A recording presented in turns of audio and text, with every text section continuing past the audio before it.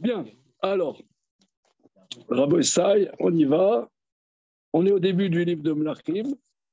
Non, ça va plus le proche. Non, c'est Melachim. Non, il aura dit qu'il voulait expliquer. Il y aurait pas beaucoup de mots dans ce livre-là.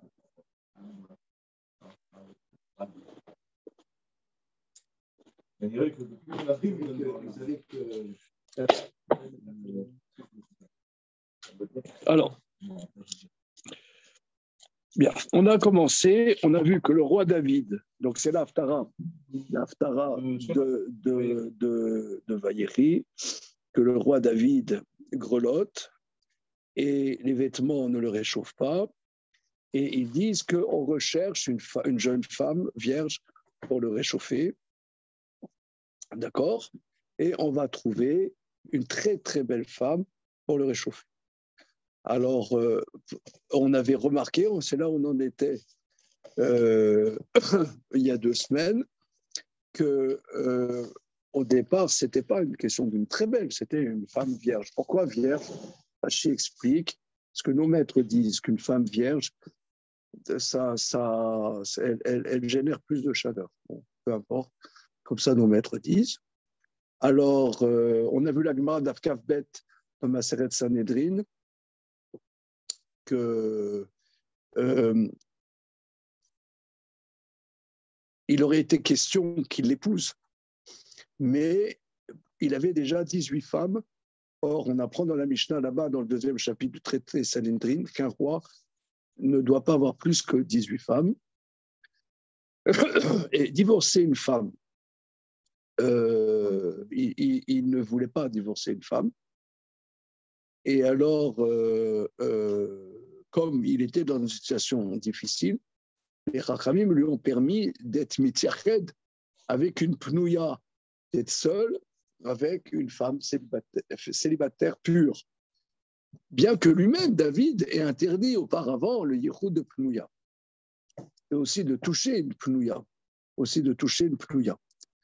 Alors, j'ai vu des commentateurs, regardons les versets.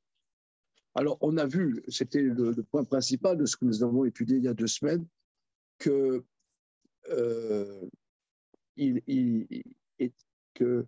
il aurait pu finalement convoler avec cette femme, mais pour cela, il aurait dû divorcer une femme.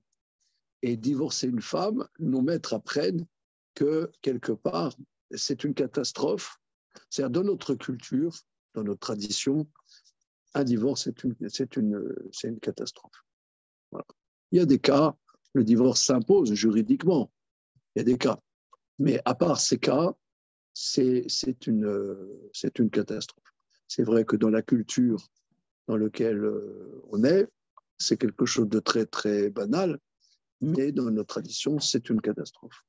On a vu que la Gemara dit d'Avkav Bet dans Maseret Sanhedrin, que même le Misbéar verse des larmes.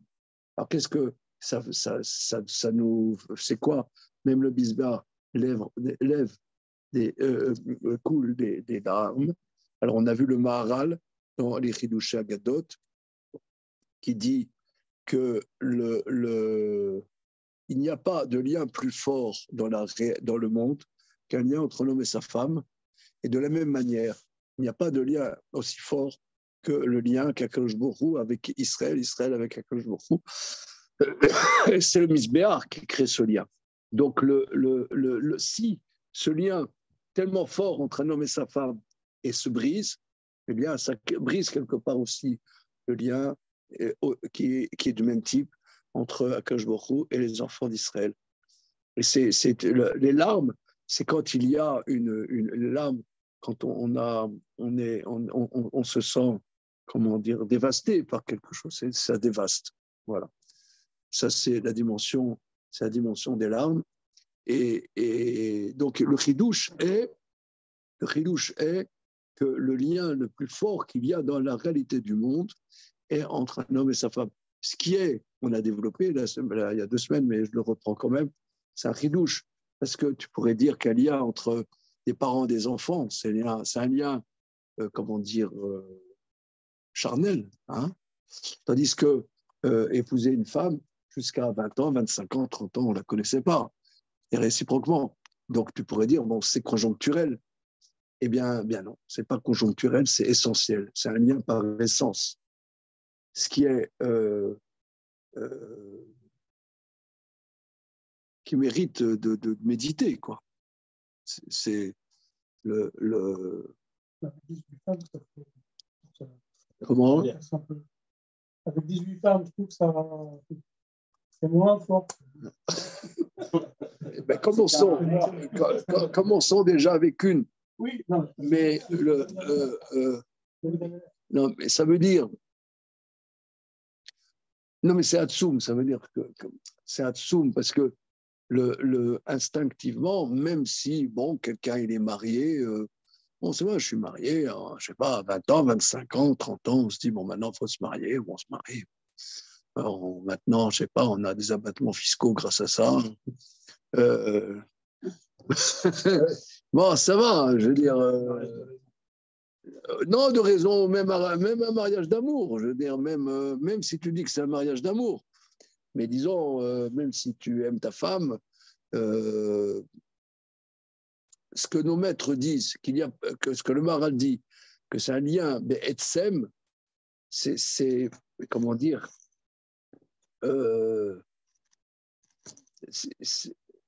et d'ailleurs, on le voit juridiquement. Prenons un exemple. Juridiquement, d'après la Torah, un homme aurait le droit d'épouser sa grand-mère.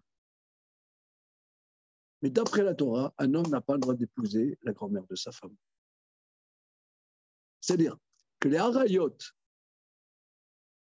qui sont du côté familial, sont quelque part moins forts que les harayot par mariage. Il y a quelque côté par le mariage plus exigeant que ce qui est les incestes familiaux par lien du sang.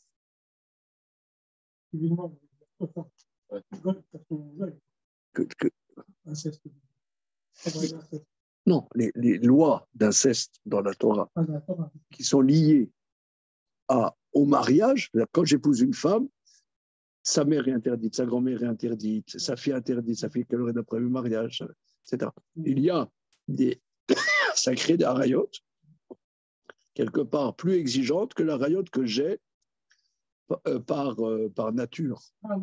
Par nature, ça se... Mais évidemment, mais par exemple, d'après la Torah, rabbiniquement, c'est interdit. Mais la mère de son père, ça serait permis.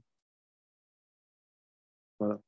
Mais si je ne m'abuse, la grand-mère de sa femme, c'est interdit. C'est tant est que. Hein, alors, mais donc ce qui, moi, m'interroge, c'est ce lien. Qu'est-ce que ça crée, ce lien de mariage? C'est vrai que bon, c'est très important un mariage, etc. La preuve, c'est qu'il y a des enfants qui viennent de là. Donc c'est évidemment extrêmement important. Mais dire que c'est un lien BSM,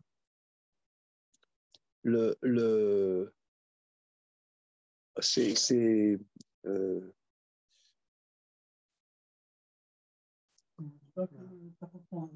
oui, on peut dire tout ce que tu veux. On dit 40 jours avant la naissance, une voix du ciel qui sort.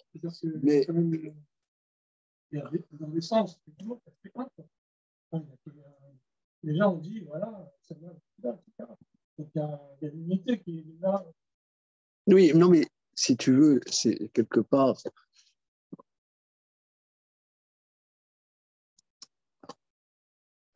Quelque part, c'est théorique. Bon, tu vas me sortir 50 midrashim, mais l'autre, il va t'en sortir 60. Ça ne va rien changer. Je veux dire,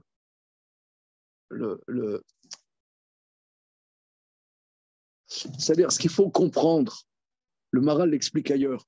Quand on dit qu'entre l'homme et la femme, il y a Yudke, c'est-à-dire que la construction de l'humain,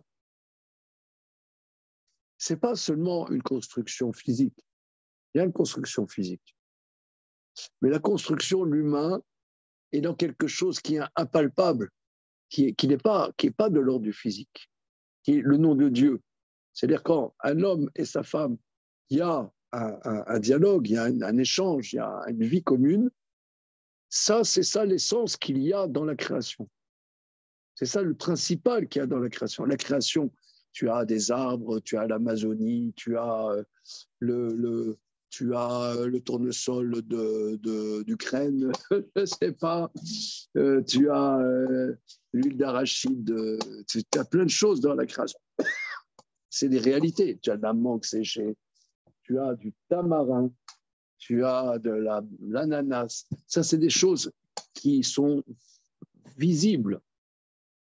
Mais la construction de l'humain est dans quelque chose d'impalpable qui s'appelle le couple. Quand quelqu'un il donne kiddushin à une femme, il dit Areat mekudeshetli, eh bien, un lien se crée entre un homme et sa femme qui est le lien le plus fort qui soit. Et ça, c'est quelque chose qui est de la même manière que Dieu est impalpable, de la même manière, cet impalpable-là, qui est ce lien de sainteté, cet impalpable, c'est le principal qu'il y a dans la création. Il faut le savoir. Parce que tu pourrais dire, je ne sais pas.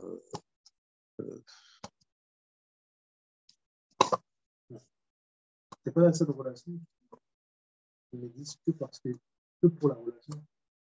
La relation qu'on a avec notre père et notre mère, c'est rien qu'on peut-être n'a jamais établi pour apporter à l'homme cette relation de crainte, de respect par rapport au maître. La même façon qu'on doit respecter nos parents, on doit respecter la père. Pour les enfants, donc il y a peut-être cette relation pour les parents pour nous apprendre aussi la crainte et le respect. On doit la relation qu'on a avec nos enfants, c'est pour apprendre à donner sans rien attendre en retour. Il y a toujours des relations avec soit ses parents, soit ses enfants, avec un message derrière. Alors que la relation avec la épouse, on dirait qu'elle est là que pour la relation. C'est une relation pour la relation. C'est bien ce que tu dis, c'est intéressant.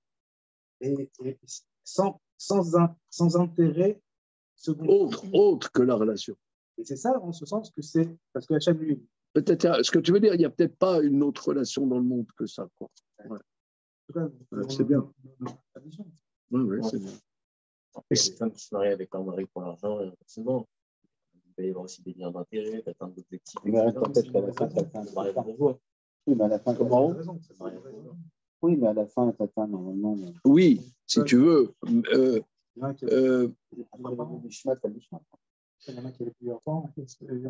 Si tu veux, ouais, par exemple, je sais pas, un médecin, il épouse la plus jolie femme parce que quand il va dans un congrès, voilà, c'est la femme du médecin. Non, c'est beaucoup comme ça. Hein. Elle a épousé un médecin.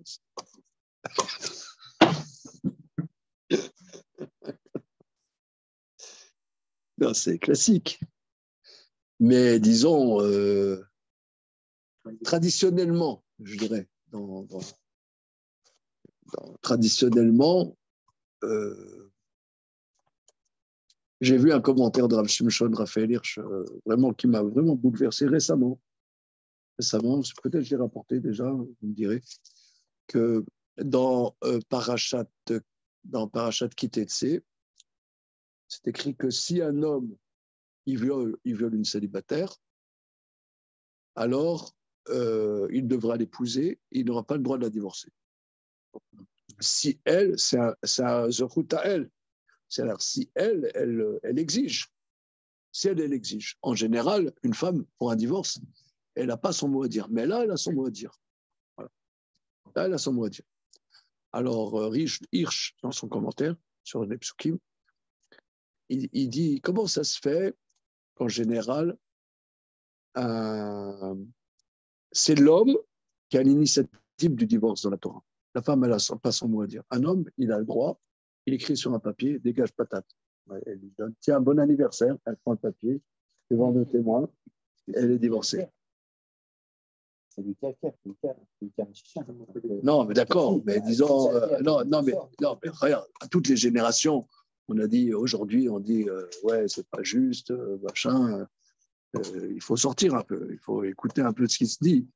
Et tu as plein de nanas qui disent, ouais, le judaïsme, c'est complètement dépassé, vous voyez bien, il n'y a que l'homme qui est l'initiative du divorce, etc. Alors, Hirsch explique.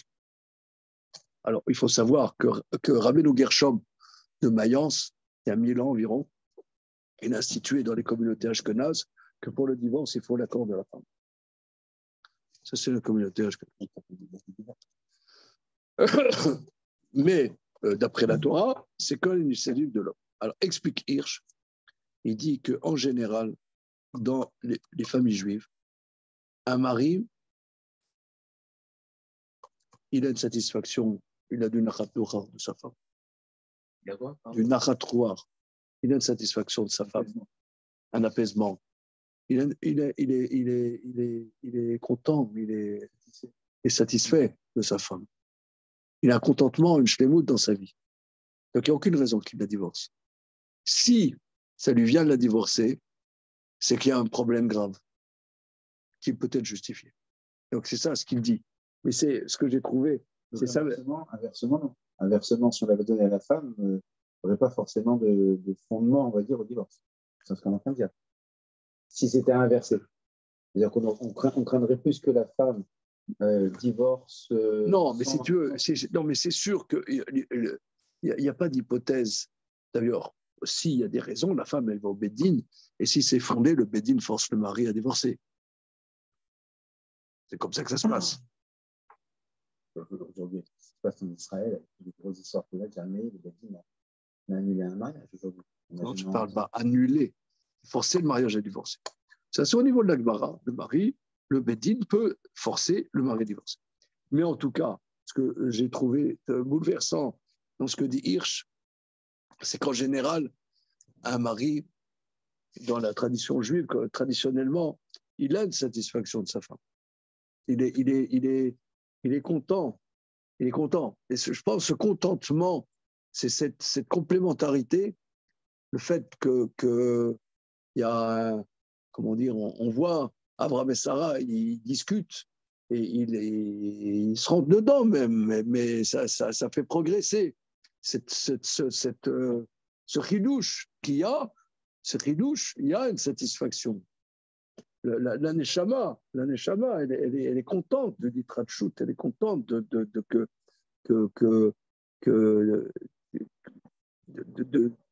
voir que grâce à sa femme, il voit des choses qu'il n'aurait pas vues autrement, il n'aurait pas vécu les choses de cette manière. Donc il y a une satisfaction. C'est ça ce qu'il dit, c'est ça ce que dit Hirsch. Et je pense que ça aide à comprendre que ce lien Be'etzem, c'est-à-dire que j'ai vu des commentaires, ils disent que la neshama, elle vient dans ce monde, parce que la neshama, l'âme, elle était parmi les malachim, parmi les anges. Qu'est-ce qu'elle vient faire ici avec Gérald Darmanin,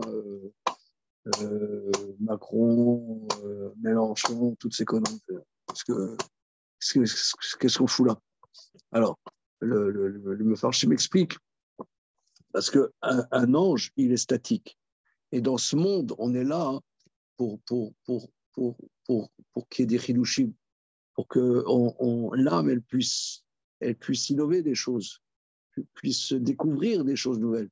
Et ça, découvrir des choses nouvelles, souvent, c'est l'homme et sa femme, il y a des itrachout. La preuve, c'est aussi un enfant, c'est un chidouche. Un enfant, c'est quelque chose de khadash. Ça n'existait pas avant cet engin-là. Donc, comment? Cet engin. Ces oiseaux-là, ouais, c'était Chidushim. Donc, moi, j'ai une fille comme ça, elle a, Hachem, elle a beaucoup d'enfants. Quand elle a un enfant, elle dit, ah, maintenant, il faut que j'apprenne à le connaître. Elle est mignonne comme ça, elle a son bébé. Il dit, bah, maintenant, je vais faire sa connaissance. C'est les Chidushim. Voilà, mais ça, c'est Chidushim, c'est justement, c'est ça, ce lien qui accompagne la Neshama. pense qu'il faut rentrer dans des choses comme ça. C'est pas le seul film, dans la relation. Dans la relation elle-même. L'homme et la femme, c'est parce que c'est ça. Absolument. Un travail d'équipe. Il y a cette hatchout, vous parlez, elle n'a lieu que dans la relation du couple. Absolument. La relation que tu as avec ton père, avec ta mère, bon, il y a du khidouj, moi, il me dit, tu veux rendre service, cette personne qui, au début, qui prenait soin de toi, c'est toi, tu veux faire les gens qui sont soin de lui. Et c'est un peu bien. Alors que le couple, c'est pas le sens. Ouais. Si on s'apprend un peu, voilà. Si Ok. un homme est ouvert, il peut y avoir beaucoup de choses qui sortent de cette confrontation. Vous êtes confrontation, absolument. La seule relation qu'un homme doit avoir à ce. Et c'est pour ça, je pense que c'est pour ça que la plupart des gens ne supportent pas le couple, parce qu'ils ne supportent pas cette confrontation. C'est la paresse. La paresse humaine fait qu'on ne supporte pas ça. On est paresseux. Mais ça nous casse les pieds. En vérité, c'est ça qui nous apporte. C'est la seule chose véritable qui nous apporte. Là, comment? Ouais, l'intensité de la confrontation. Et la durée aussi. Non, mais je développe parce que c'est des choses, si vous voulez, les paroles des Chachamim, elles sont concises. Mais pour bien les apprécier, il faut il faut délayer, quoi. C'est comme le Nescafé, tu vois. Tu prends le Nescafé comme ça, il faut mettre de l'eau chaude, un peu de sucre et il faut touiller, quoi. Tu mets le Nescafé dans l'eau chaude, ça marche encore pas. Il faut encore touiller. Il faut touiller pour que ça ait du goût. Les paroles des Chachamim, c'est pareil. Le Ramchal, il dit que les paroles des Chachamim, c'est comme une braise. Une braise, tu as l'impression que c'est mort. Mais quand tu souffles dessus, alors ça se ravive. Les paroles des Chachamim, c'est pareil. Tu as l'impression que c'est rien du tout. Tu souffles, c'est-à-dire tu parles de ça, et alors il y a plein de flammes ça s'enflamme. Et les flammes, elles ont plein de couleurs. Une flamme, c'est pas qu'une seule couleur. Il y a du rouge, il y a du jaune, il y a du violet, il y a du rose, il y a du orange, il y a du mauve, il y a plein de couleurs. Ça prend plein d'aspects. Là, ce poids-là, parce que je pense que c'est très, très, très important, parce que nous, comme on est des êtres aussi, des êtres matériels et flemmards, la flemme humaine ne supporte pas la confrontation.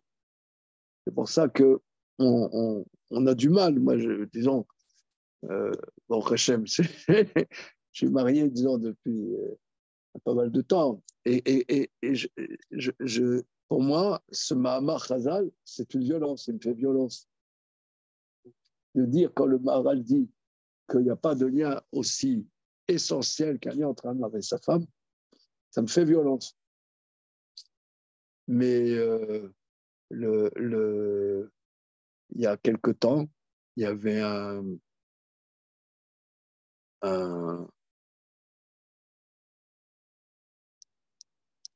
garçon qui ne s'entendait pas bien avec sa femme. C'est un de mes élèves qui l'a dit, qui m'a conseillé de venir me voir.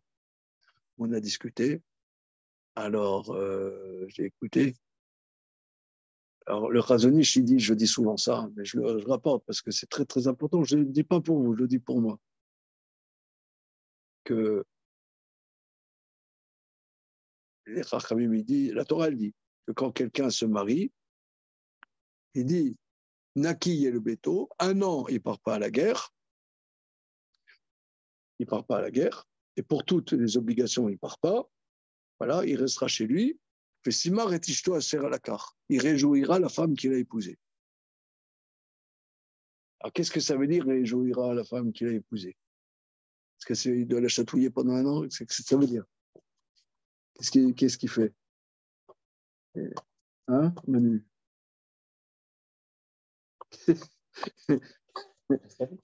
Comment?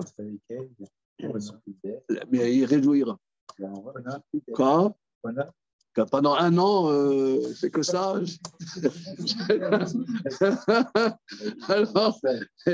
alors il va à l'hôpital, le mec. Il y a un urologue.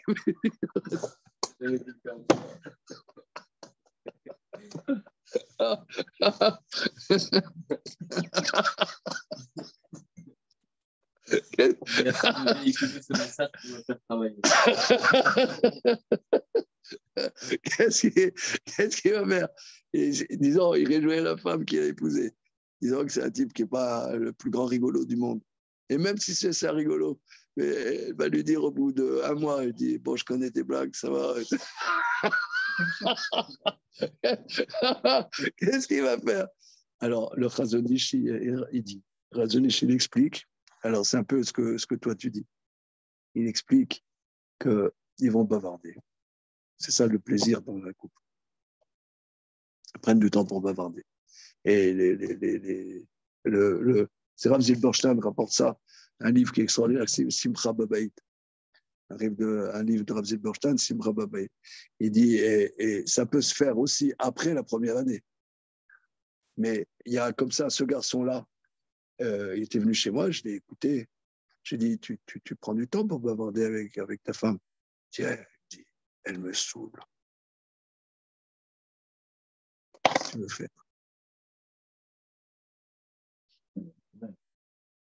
Non, c'est terrible. C'est pour lui, c'est pour lui. Non, mais... non, mais c'est profond. C'est profond. Elle me saoule. Il a envie tous ses rêves. Comment? Combien de temps il était marié? Non, ça fait 5 ans, 6 ans. Vous leur avez dit de bavarder et après? En bon Hachem, ça va beaucoup mieux. Mais en tout cas, non, c'est vrai, ça va beaucoup mieux. Elles sont charmants, elles aussi. Mais non, mais c'est profond. Parce qu'il y en a beaucoup qui disent ça. Il y en a beaucoup qui disent ça. Elle me saoule. Ah, n'est-ce pas, hein, Eliaou? Il y en a beaucoup qui disent. Moi, je ne supporte pas. C'est ça. Ça me saoule. Comment? Mais c'est très fréquent. Nos parents, les grands-parents, ils étaient comme ça. Les grands-parents qui viennent des immigrés, ils étaient mal dégrossis. Ce n'est pas comme nous qu'on a, tu vois, un peu. Comment? Mais il y a quelques semaines, j'étais à Hyper Cacher. Il y avait un vieux pépé. Oh, celle-là, elle me dit d'acheter le couscous. Elle aurait pu me dire la première fois, mais je me suis déplacé pour rien. Il parle comme ça de sa femme. C'est terrible. Non, mais c'est...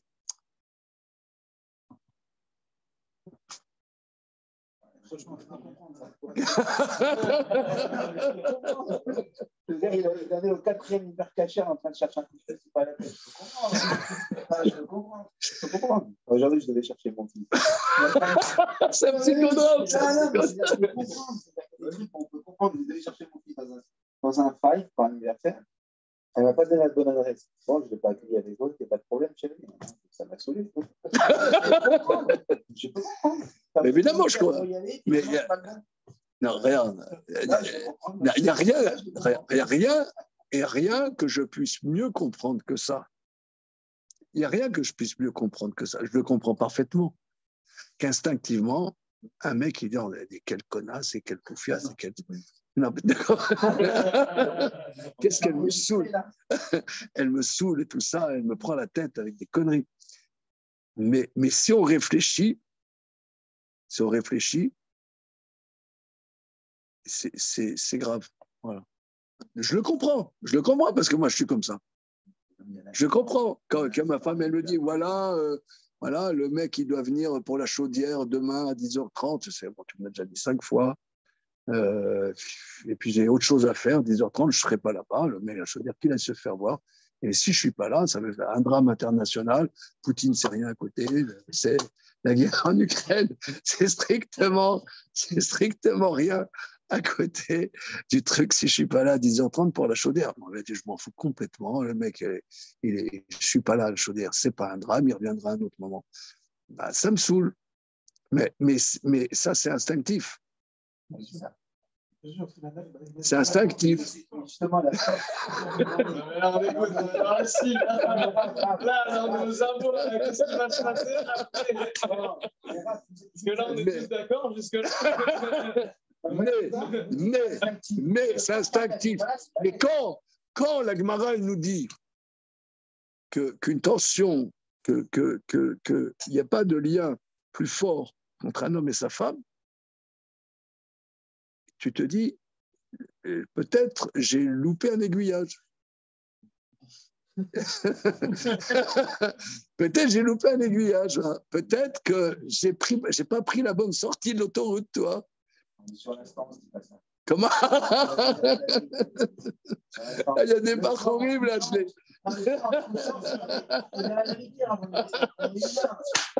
Le soir en se couchant, parce qu'on n'aurait pas dû peut-être prendre la mouche, mais sur l'instant, ce n'est pas des babas salés. Ni des babas sucrés, surtout là. Sérieux, vous en connaissez beaucoup des gens qui se disent, voilà. C'est important, pas là-dessus. Non.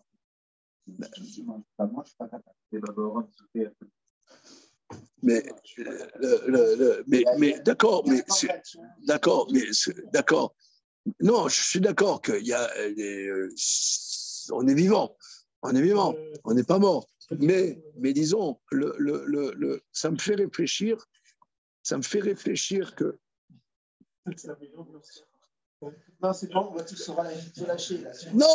Mais vraiment, regarde. Stéphane, moi je te dis du fond du cœur, si une étude, ce n'est pas un psychodrame, c'est qu'on n'a pas étudié.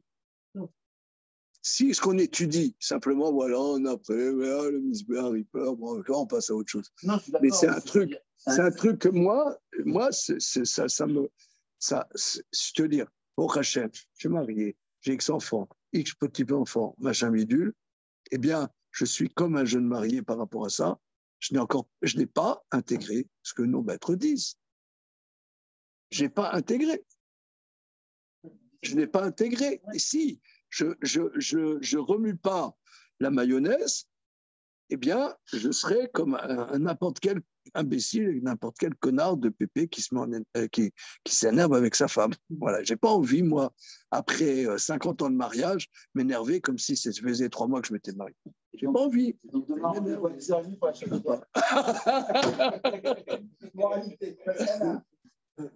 il faut comprendre.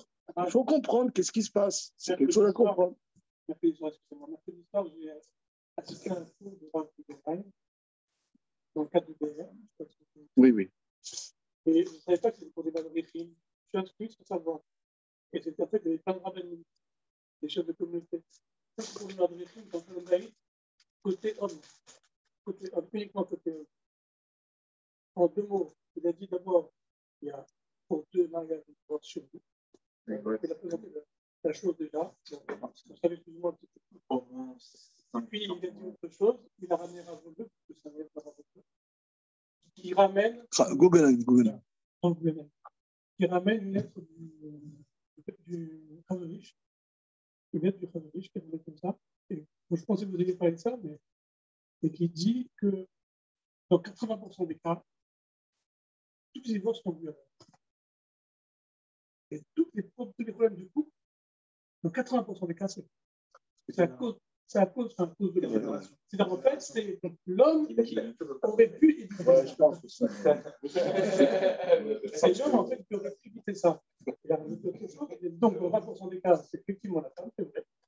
Mais 80%, c'est l'homme. Il a dit que l'homme, c'était une date à Chesed, comme d'honneur, la nature. Hein. Et donc, la femme, Midat Adin. Midat Adin. Il dit Midat Adin, c'est quoi Midat Adin? C'est Midat Kelvin Midat. Comme ça qu'elle joue le Midat Adin. Midat Kelvin Midat. Alors, c'est-à-dire que dessus, il y a même plus de question. C'est-à-dire que si Midat Kelvin Midat, si elle est comme ça, c'est qu'en face, c'est le miroir. C'est le miroir. Dans 20% des cas, il y a un ça a bugué, d'accord, ok. Mais 80% des cas, c'est une flamme. Donc, moi, ça va durer 1 heure. Hein. Et après? Non, après, il a dit, après il a fait ce chiot, a fait cette conférence pour les madrichim. Mais après, quelqu'un a dit, on est bien d'accord, messieurs, que ça s'adresse à tout le monde. qu'a dit Rav Benay. C'est Rav aussi, quoi, entre guillemets. On est tous des hommes mariés, etc. Donc, on n'y arrive pas. C'est-à-dire que, il y avait là-bas des ravadis, moi je ne sais pas les noms, mais j'étais étonné de voir. Hein. C'est que des gens à chapeau et que ça. Et donc, en fait, bon, on est tous concernés quand vous avez dit là. Et je veux dire, je crois que c'est vraiment très difficile. Mais c'est quand même, moi, je trouvais ça très fort. Quoi. C'est-à-dire qu'à chaque fois qu'il se passe quelque chose, moi, je me dis, dans 200% des cas, ce que je dis comme ça, c'est moi. Maintenant, regarde, je reprends l'anekouda. Je reprends cet exemple-là, il y a à 10h30 le mec de la chaudière. Moi, j'ai autre chose à faire.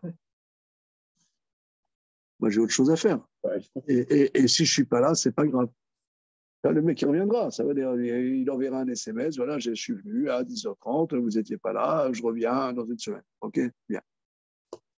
Pas grave. Mais ma femme, elle ne l'entend pas comme ça. Pour elle, c'est une déclaration de guerre. Pour elle, c'est comme si je livrais à l'Ukraine des ogives nucléaires. C'est une déclaration de guerre. Alors, j'ai vu, il y a Raphaël Friedlander. Et Raphaël Friedlander, c'était le grand élève de Rav Dessler. Il a écrit une petite proverbe sur le couple. On dit, la femme, c'est la maison. Ishto, ça veut dire Betos ou Ishto. C'est-à-dire, quand il était un homme, il ne peut rien concrétiser dans la vie s'il n'est pas marié. Il ne peut rien. Ça veut dire, il est là, il tourne en rond. Je veux dire, excusez-moi les parcours, mais il tourne en rond. Il a un parcours, et à part regarder des conneries sur Internet, il ne peut pas faire de bébé tout seul. Il ne peut pas. Il n'y a rien. Il faut qu'il partage avec quelqu'un qui va construire. Et même ce bébé, par exemple, un bébé, il tousse. Ouais. La femme me dit, il tousse, il faut appeler le pédiatre. Bon, c'est des conneries. D'accord. Peut-être qu'elle a raison. Et peut-être que le gosse, si tu ne fais pas attention, il aura 42 fièvres dans 5 minutes. Donc, quand elle dit... elle fait attention à des détails que toi, tu ne fais pas attention. Mais ces détails, c'est ça qui construisent la vie. C'est-à-dire, si, quand, comment? Est-ce que c'est un instinct? C'est un instinct. C'est féminin. Par exemple, la machine à laver, elle fait un bruit. Voilà. Moi, là, je vais faire mon cours, là, 21h, je pars de chez moi à 20h30. Je te dis, ah oui, n'oublie pas d'appeler Darty. Ouais, la machine, elle fait un bruit. Alors, attends, moi, j'ai mon cours, là, sur Melachim, sur David, machin, je sais pas encore.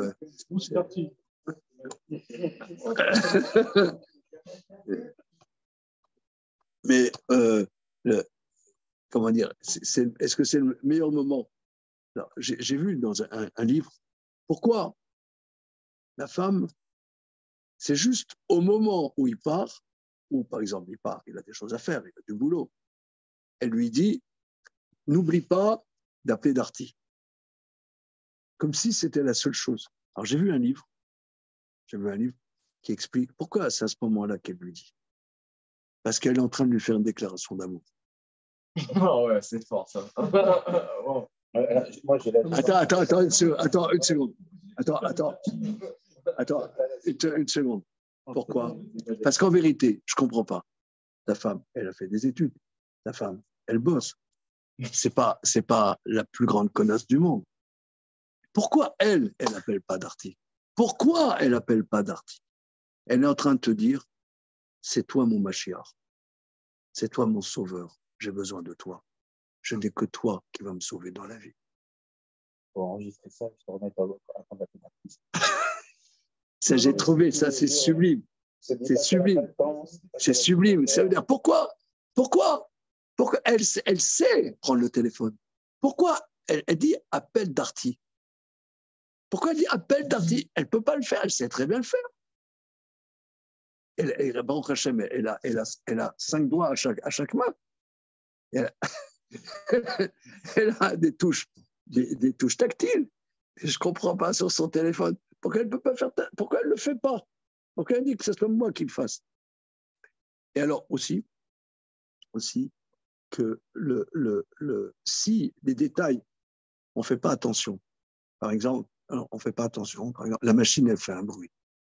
Mais si la machine à laver, elle est en panne, mais tout le linge va être sale. Mais avoir des vêtements propres, c'est vital. C'est vital d'avoir des vêtements propres. Toi, tu t'en fous, mais parce que tu es un imbécile. Pourquoi c'est elle qui est imbécile, c'est pas toi l'imbécile? Ça, c'est un truc à dessous.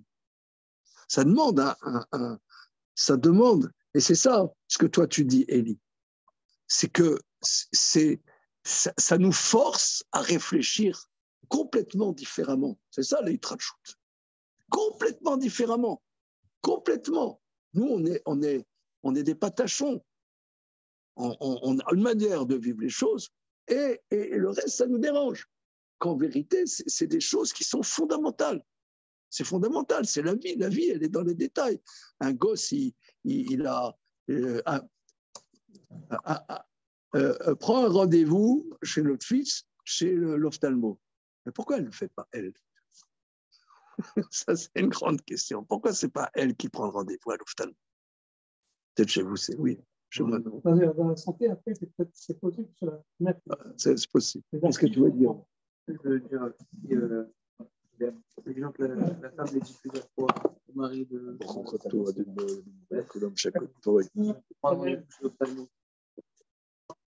Que le mari, on voit a priori qu'il va de sa affaire, ou il fait comprendre quelque chose, une phrase d'amour.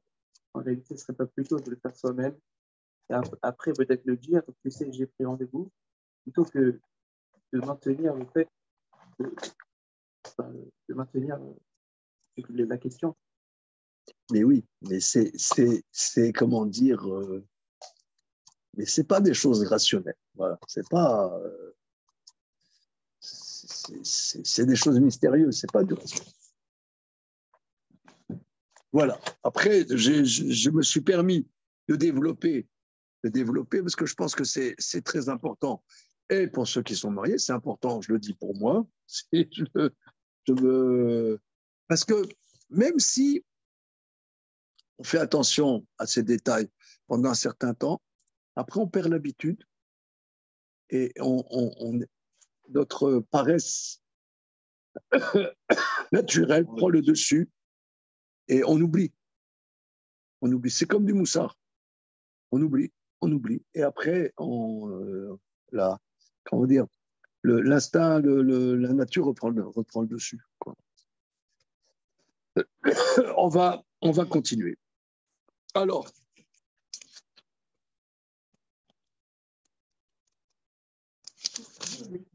on est au début de Mlachim. Comment? Oui, on apprend à Passouk. Ah, donc c'est pas d'ici. Non, on apprend à Passouk. Ouais, c'est là-bas dans la Mishnah. C'est là-bas dans la Mishnah, dans le deuxième chapitre de Saveto. Est-ce que dans Nico, vous avez fait une introduction sur le livre? Certes, affirmatif. C'est sur notre YouTube de choses étudiants. Ah, c'est bon, ça va. Okay. Alors, on y va. On commence. 22h30, je pense que c'est l'heure, on peut commencer. C'est une révision. Alors, on est Melachim Aleph, verset Gimel. Donc,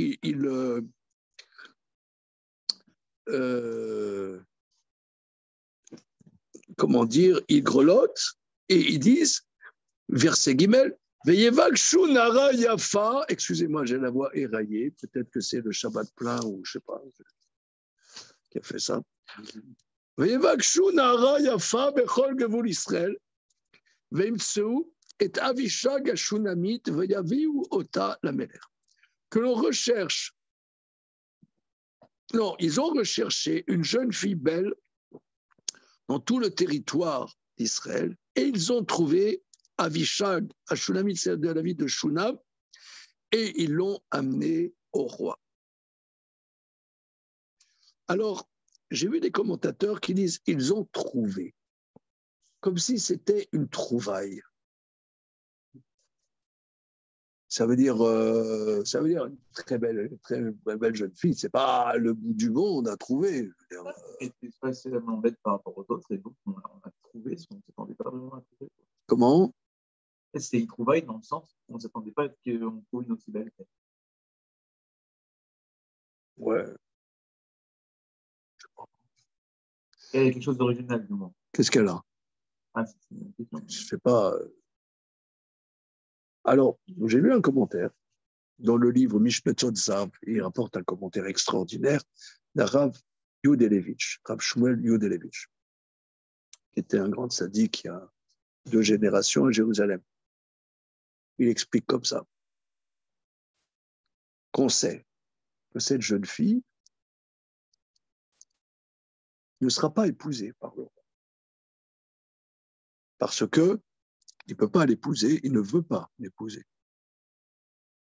Or, la Mishnah nous dit qu'elle va être, quelque part, l'apanage du roi. C'est pour ça qu'il cherche une jeune fille belle, parce qu'ils auraient pu trouver une servante moche. Parce que peu importe qu'elle soit belle, ou il faut le réchauffer parce qu'il grelotte. Hein, qu'elle soit belle ou pas belle, que ça change. Quoi? Le roi. Ah, voilà. Par apanage pour le roi, par gloire royale, ça fait partie de la gloire royale que tout ce qui est à son service soit somptueux. Donc il faut trouver une jeune fille somptueuse. Or, la Mishnah nous dit qu'un roi qui meurt, eh bien, son sceptre, son trône, son cheval n'a pas le droit d'être utilisé par seulement le roi qui sera après. Or, elle aura, on a vu ça dans la Gemara Sanhedrin la dernière fois, un statut de sceptre du roi, de Charbito Shel Meler, le charbitre du roi. Or, qui pourra, quelque part, quel sera le but de cette femme? Elle n'aura pas été mariée par le roi. Personne ne pourra l'épouser que le roi d'après. Or, qu'est-ce qui me dit que le successeur voudra l'épouser? Donc, finalement, cette jeune femme, elle prend un risque, pas seulement un risque, elle s'annule complètement. Son plan de vie est complètement dans une impasse, quoi, finalement. Dans une impasse. Alors, ils expliquent comme ça, Rabbi Yudelevitch, il explique que c'est pour ça qu'ils ont trouvé une femme qui était prête à ça. Attention, c'est prête à s'occuper du roi de manière désintéressée, sachant qu'il ne l'épousera pas, sachant que son avenir est du plus incertain, parce que ne pourra l'épouser que le roi futur, mais le roi futur, qu'est-ce qui me dit qu'il voudra l'épouser? Donc, c'est une dévotion pour le roi, une annulation, une abnégation très spéciale. Tellement qu'il y a une autre femme de Shunam. C'est qui l'autre femme de Shunam qu'on voit dans le Nard? Très bien, Chazak. Vous prendrez bien un peu de mangue. Qu'on voit la femme à Shunamite qui a reçu le prophète Élisha chez elle. Elle ne s'est pas mariée avec. Non, pas du tout. Cette femme, elle était mariée, elle n'avait pas d'enfant, etc. Et qu'elle a demandé que cette femme, que le prophète lui donne une bénédiction pour avoir un enfant. Elle a eu effectivement un enfant ensuite qui est mort et que le prophète a ressuscité. Donc c'est aussi une femme chashouva importante de Shunam, c'est écrit dans le verset plus loin, dans le Melachim. Et les Chachamim nous disent que c'était 2 sœurs. Elle, Avishag la Shunamite, et la femme la Shunamite qui recevait chez elle le prophète Élisha. Et Rabbi Menachem Azaria Mepano, vous savez qui c'est, le rabbin Mepano? Rabbi Menachem Mepano, c'est un grand kabbaliste, juste une génération après le Harizal. lui, il rapporte, il a écrit un Sefer à Gilgulim. Il dit que ces deux sœurs de Shunam, Avishag et l'autre, c'était des Gilgul de Zilpa et Bila, les servants de Yaakov Avinu. Non, pour dire, qu'est-ce que ça veut dire ça? Ça, à part le fait de nous épater en disant que les kabbalistes disent que les kabbalistes nous disent que c'était Zilpa ou Bila, c'était là, et ça montre que c'était des femmes d'exception qui avaient un kavod ici pour le roi, un respect pour le roi, une abnégation pour le roi qui était hors norme. Donc c'est une grande personnalité, cette Avishag. Hein, grande personnalité. Voilà, continuons. C'est bon? C'est-à-dire que la jeune fille de David, c'est Avishag, là? Avishag. D'accord. C'est Avishag. Voilà, c'est ce que le verset dit. Vaimsu et Avishag à Shunamit, ils ont trouvé Avishag de Shunam, ils l'ont amené vers l'eau. Verset Dalet, Ve'anara yafa ad meod. Et la jeune fille est exceptionnellement belle. Vatei, la mélère Sochenet, elle fut pour le roi, excusez-moi l'expression, une masseuse. Voilà, elle n'était pas thaïlandaise, mais elle était de Shunam, d'accord? Vatechateu, elle l'a servi. Va mélère lo yedaa, et le roi n'a pas eu de relation intime avec elle, comme on l'a vu dans la Gemara. Vadonia ben Chagit mitnase les morts, Ani emlor. Et Adonia, on l'avait vu ça ensemble il y a 2 semaines, non? Adonia, le fils de Chagit. Alors, Adonia est le 4e fils de David. L'aîné, c'était Amnon. Amnon qui a été tué par Absalom. Amnon qui a été assassiné. Amnon, c'est le premier-né. Voilà. Ensuite, il a eu Hilav, fils de Michal. Les commentateurs disent que sûrement à cette époque, Hilav était mort. Ensuite, Absalom, qui lui aussi est mort. Et le 4e, c'est Adonia. Et Michal, on a dit qu'elle n'avait pas d'enfant. Comment? Elle n'a pas eu d'enfant après l'épisode. C'est sûr qu'elle a eu un enfant, elle a eu Kilav. Après l'épisode où elle a dénigré David, elle n'a plus eu d'enfant. Mais avant, elle en a eu. Comment? Je ne sais pas. Peut-être. Alors, donc lui, il est le 4e, donc c'est le seul vivant en lice au niveau. Il dit, moi, il se renforce en disant, c'est moi qui vais régner. Les Chachamim nous disent qu'il y a une juxtaposition, qu'en vérité, il savait que le prophète avait prophétisé que ce serait Shlomo qui régnerait. Mais lui, il s'est dit, si moi je vais être roi, je veux épouser Avishag. Les Chachamim disent, comme on va voir dans la suite, il va revendiquer Avishag. Parce que, comme on a dit, ça ne peut être qu'un roi qui pourra mériter d'Avishag. Il dit, moi, je vais régner.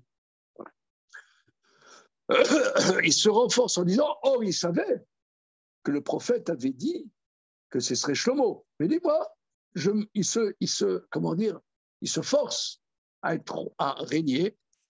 Vayaslo rechev au parachim, il a fait une cavalerie avec des cavaliers, Vechamishim ish ratzim le fanav, et 5 hommes qui courent devant lui. Rashi rapporte des paroles de Chachamim. Qu'est-ce que ça veut dire à l'époque? Je pense que vous n'imaginez pas, il n'y avait pas des motards. Brom, brom, brom. La voiture présidentielle, il y a 50 motards. Mais à l'époque, il n'y avait pas de motards. Alors, qu'est-ce qu'ils faisaient?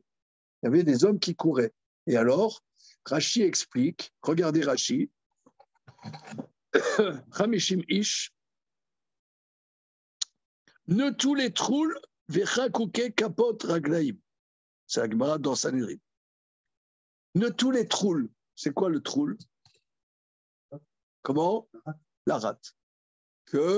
Ils avaient fait une opération, ils avaient enlevé la rate. Comme on dit en français, courir comme un dératé. Quelqu'un qui n'a pas de rate. Alors, monsieur le médecin, messieurs le médecin, c'est quoi la fonction de la rate qui se dit là? J'ai la rate qui se dit là. Ah, mon Dieu, c'est embêtant d'être toujours patraque. C'est un organe du système immunitaire qui séquestre beaucoup de sang.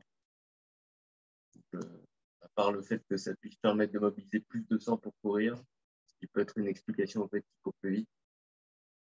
Pourquoi on dit courir comme un dératé en français? Quelqu'un qui a enlevé la rate. Il est moins lourd. Comment? Il est moins lourd. Là, on a vu une fesse. Comment? Ça pas vu physiopathe. C'est très bien de. C'est bien de trop courir. Voilà, c'est ça. C'est ça. On est sûr de ne pas avoir de point de côté. Voilà. De trop courir, de ne pas te rendre compte que tu te fatigues. Voilà. Ah bon? Voilà, c'est. Quoi, vous n'avez pas appris ça à l'université? Mais comment ça te fait? Ce que dit Manu, c'est que la rate, c'est comme, tu vois, dans une voiture, tu as un voyant rouge quand il n'y a plus d'huile. Voilà. Et ben, c'est pareil. La rate, c'est quand les organes sont forcés, mais ça coince. Ça, c'est le point de côté, etc. On se fait les calculs. Comment? Le calcul, c'est les reins. Oui, c'est les reins. Rate. Alors, mais en réalité, une telle amélioration physique n'a jamais été prouvée et surtout l'ablation de cet organe engendre des conséquences graves à long terme pour le corps, sur la circulation sanguine et le système immunitaire. Alors, qu'est-ce que tu nous as apporté? Ça n'a jamais été prouvé. D'accord. Alors, on dit en français dératé, et c'est les Chachamim nous disent, bon, Google qui laisse se faire voir. Alors, tout ça pour dire qu'on voit ici que c'est quelque chose de très cruel d'enlever la rate. Parce qu'effectivement, à terme, c'est des organes qui ne sont pas mortels à court terme, mais c'est invalidant de ne pas avoir de rate. Donc, comment? Vous l'avez vu? Ouais. On s'était posé à la fin, est-ce qu'ils avaient le droit de... Ah, voilà. D'accord. Et alors, ça montre qu'il était prêt à faire des choses assez cruelles pour s'imposer comme postulant roi Adoniaou. Et aussi, le Chazon Ish qu'on a cité tout à l'heure, il rapporte d'ici qu'on voit dans la haute antiquité, ils étaient capables de faire l'ablation d'un organe interne et que la personne puisse vivre après sans qu'il y ait d'infection en général. Même titulaire. Ça arrive à longtemps, il y a une anesthésie. Voilà. Donc, il prouve le Chazon Ish dans un livre qui s'appelle Aïmouna ou Bitachon, un petit livre. Il montre que dans la haute antiquité, ils avaient des connaissances médicales qui après se sont perdues. Ils avaient des connaissances médicales qui permettent de faire des ablations de la rate. Parce que tu fais l'ablation de la rate, c'est une chose. D'abord, il faut faire des ligatures, il faut refermer, il faut qu'il n'y ait pas d'infection. Donc, c'est très poussé.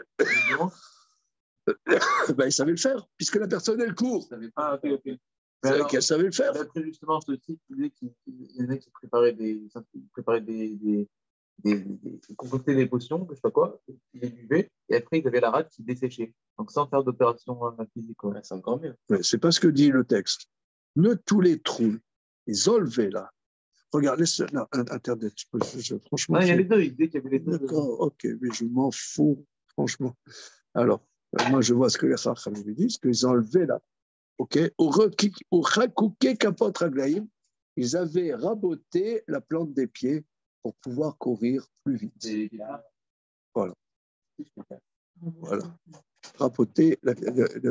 Donc là, on voit une violence. Si vous voulez, c'est pas anecdotique. Ça nous montre que Adoniaou, par sa volonté de prendre le pouvoir, il y a une violence.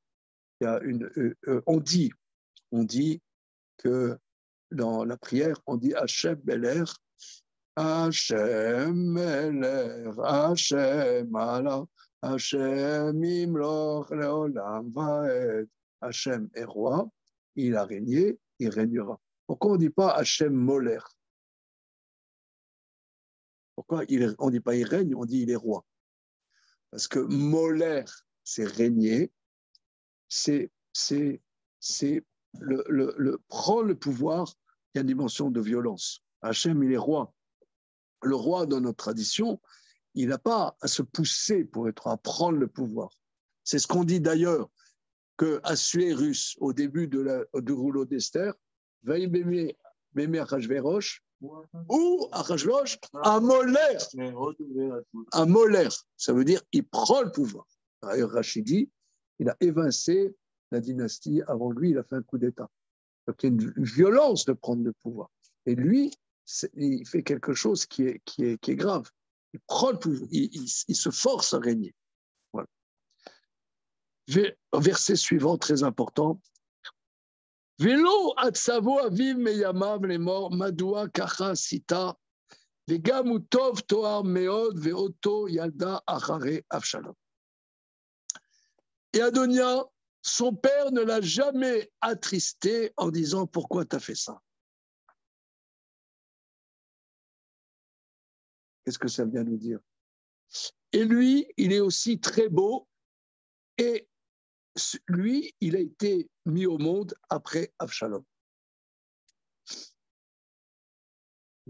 Donc ça veut dire, les commentateurs expliquent, il est né juste après Avshalom, ça veut dire c'est le 4e en lice. Voilà. Alors qu'est-ce que ça nous apprend? Son père ne l'a jamais attristé. Donc ça veut dire, on dirait que c'est comment dire? Comment? Un enfant gâté. C'est un enfant gâté. Bien que c'est impressionnant parce que David, c'est quand même un grand sadique. Mais il a. Comment? Alors quoi? David, il a choyé beaucoup ses enfants. C'était. Et puis même c'était une de choses. Je ne veux pas mettre en cause David. C'est eu cette erreur avec Absalom.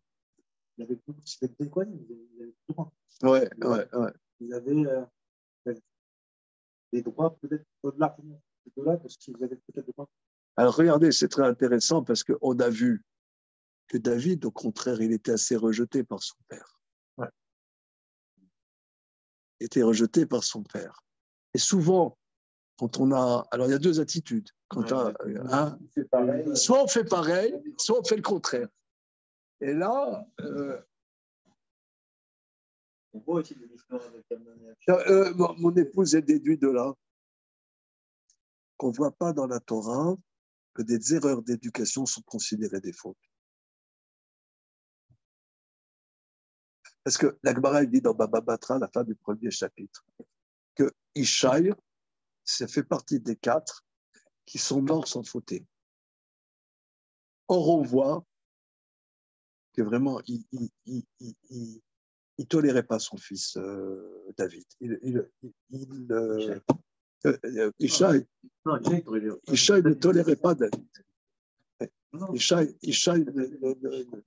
il était mal à l'aise avec son fils David, il le faisait sentir. Et on va dire, attends, comment tu veux dire?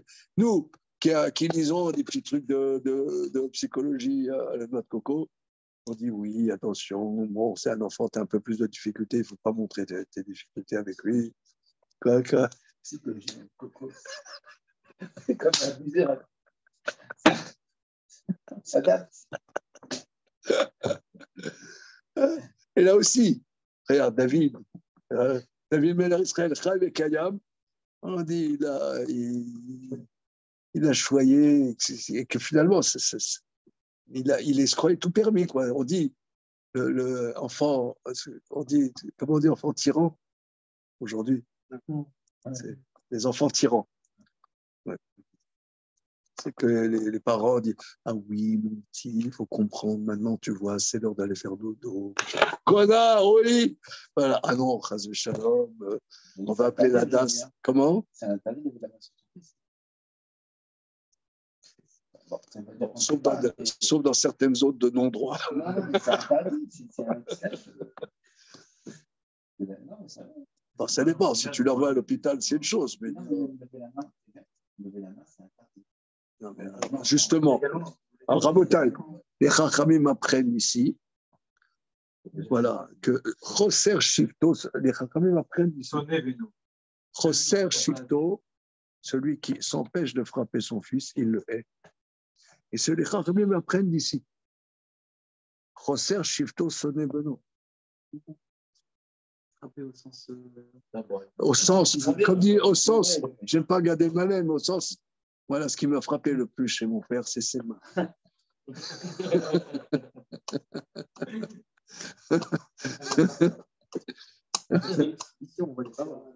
Comment? De parole. On dit, Choser Shifto Sonebeno, Ve'oavo Shachachomusa. C'est-à-dire, celui qui s'empêche, il le hait. Mais si tu l'aimes, il ne faut pas en attendre à cette extrémité. Il faut lui faire des remontrances tôt le matin, Shachachon le matin, il faut lui faire des remontrances. Et ça aussi, c'est très dur de faire parce que l'enfant, il ne supporte pas les remontrances. Il faut faire des remontrances. Et là, il n'a pas fait. Néanmoins, on apprend que ce n'est pas bien, mais ce n'est pas considéré comme un chèque. C'est intéressant, ça, quand même. Ce n'est pas considéré comme un fait. Et ça veut dire, c'est une erreur, mais ce n'est pas un fait. Peut-être qu'on fait tous des erreurs d'éducation. Comment? Il ne le considérait pas comme si. Qui? Ishaï. Bon, d'après certains midrashim. D'après certains midrashim. OK. Alors, regardez. Il sera possible avec Issa. On voit la même chose. Non, mais là, c'est autre chose. Non, mais là, c'est autre chose. Il adorait ça.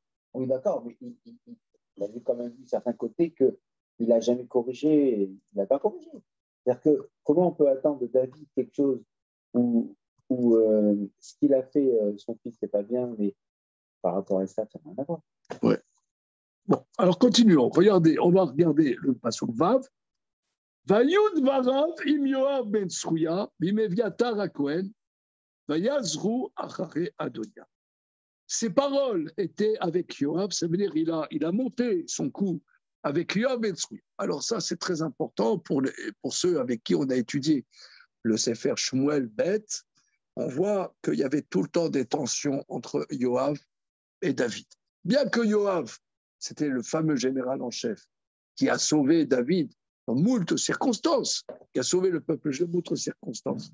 Mais comme Yoav, il savait que David avait des très, très, très grands griefs à son égard, il s'est dit, moi, je veux, si c'est Shlomo, je vais en prendre plein la patate, donc je vais aider Adoniaou, comme ça, à la mort de David, je vais m'en sortir.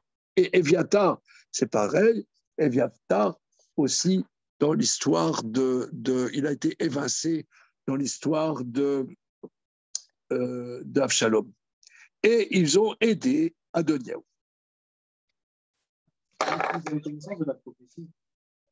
Regardez, on va faire les rachis. On va faire les rachis là-dessus. Im Yoav ben Tsruya, le fils Rachi, le fils Shaya Yodea chez Bilimo, chez David. Il savait que David lui en voulait. Al Sheharag et Avner, Vamasa, Avshalom.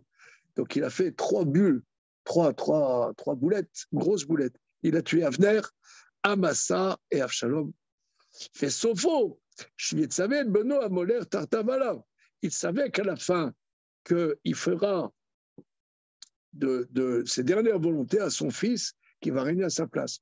Le Fikar, Ayarotse, Shivlor, Zealiado. C'est pour ça qu'il voulait le aider Adoniaou, comme ça, Adoniaou, quand il va régner, comme il régnera grâce à Yoav, il s'en sortira de Yavéou, et de manière qu'il l'aime. Vemeviatar à Cohen, chez l'Istaleg Minakeuna, parce qu'il a été évincé de la grande prêtrise quand David a fui Avshalom, il prenait Avshalom.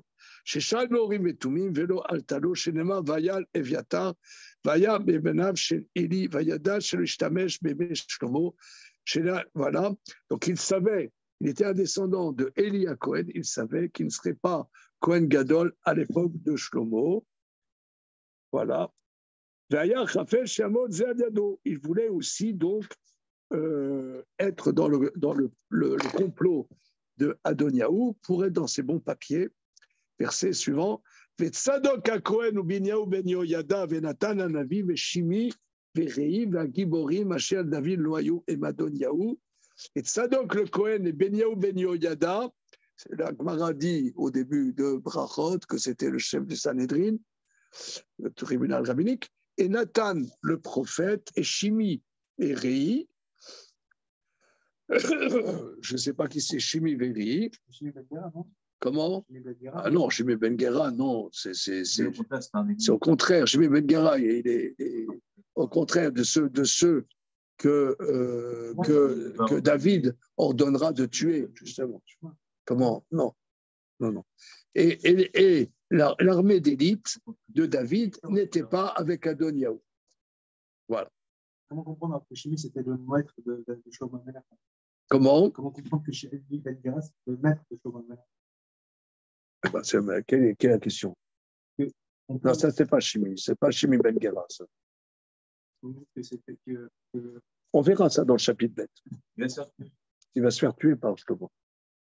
C'est son maître. C'est le maître de Shlomo. Oui. Donc, il peut tout à fait être le maître de Shlomo et ne pas faire partie de sa réunion. Non, mais il est. Juste une seconde, Shimi. Il était revenu dans David, Shimi Ben Gera. Oui, alors c'est très bien ce que toi tu dis. Enfin, très bien. Ça veut dire que M. David dit ce que toi tu dis. Il dit comme toi. Voilà, il dit comme toi. Bien qu'après, il va se faire tuer. D'accord. D'accord. OK. Bon, on s'arrête là pour le moment, suite au prochain numéro. OK? Merci les amis. Entre parenthèses, la semaine prochaine, dimanche prochain, on fait de 10h30 à 17h une journée d'études.